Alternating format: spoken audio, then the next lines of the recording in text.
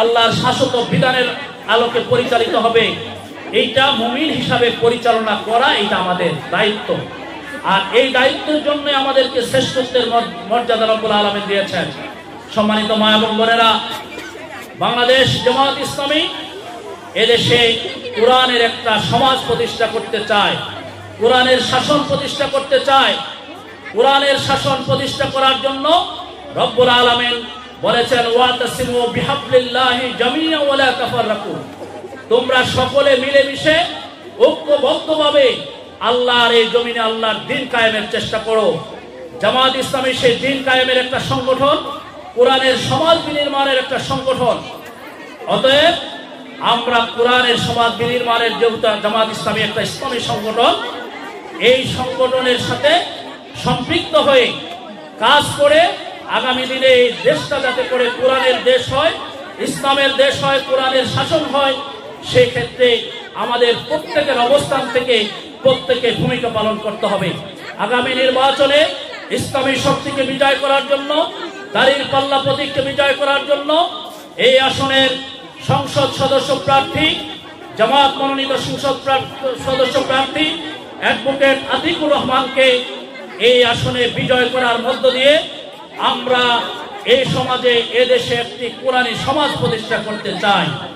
আগামী দিনে কোরআনী সমাজ প্রতিষ্ঠার ক্ষেত্রে এই আসন গুরুত্বপূর্ণ মাইল ফলকের ভূমিকা পালন করবে।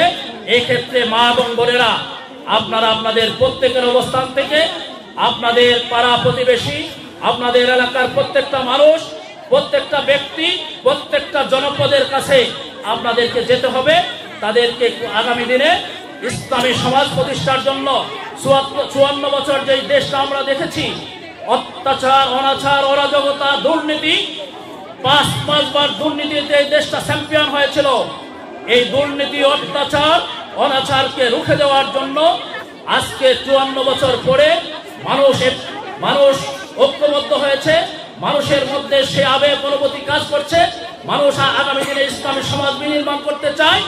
এই বিনির্মাণ করার কাণ্ডারি হিসাবে 38 নম্বর ওয়ার্ডের মা এবং বোনদেরকে গুরুত্বপূর্ণ অনন্য ভূমিকা পালন করতে হবে। এবং এই ভূমিকা পালন করতে গিয়ে যদি কোনো বাধা বিপত্তি আসে, কোনো প্রতিবন্ধকতা আসে, কোরআন বলেছেন, আম হাসিবতুম আন তাদখুলুল জান্নাত ওয়ালাম্মা ইয়ালামাল্লাহুল্লাযীনা আমানু জাহাদু মিনকুম ওয়ালাম্মা ইয়ালামাল্লাহুল্লাযীনা জাহাদু মিনকুম ওয়া ইয়ালামাস সাবিরিন।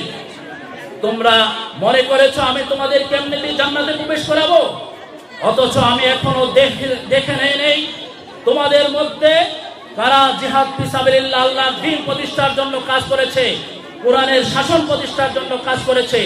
যারা কোরআনের শাসন প্রতিষ্ঠার জন্য কাজ করে, তাদের সামনে যদি কোনো বাধা বিপত্তি আসে, কোনো নির্যাতন নিষ্পেষণ আসে, কোনো অপরাধন আসে, তারা ধৈর্য ধারণ করে সাহসিকতার সাথে সেগুলো মোকাবেলা করে আল্লাহর দ্বীনের পথে অটল এবং অবিচল থাকলে পরে আল্লাহ রব্বুল আলামিন জান্নাতের প্রতিশ্রুতি রব্বুল আলামিন দিয়েছেন। কোরআনের কাজ করতে গিয়ে যদি আপনি অটল এবং অবিচল থেকে কাজ করে ভূমিকা পালন করেন, তাহলেই আল্লাহ রব্বুল আলামিন জান্নাতের প্রতিশ্রুতি দিয়েছেন।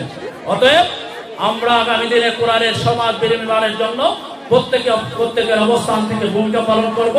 আল্লাহর কাছে তৌফিক কামনা করে সকলের ইসলাম থেকে কাজ করার উদাত্ত আহ্বান জানিয়ে আমি আমার সংক্ষিপ্ত কথা এখানে শেষ করছি।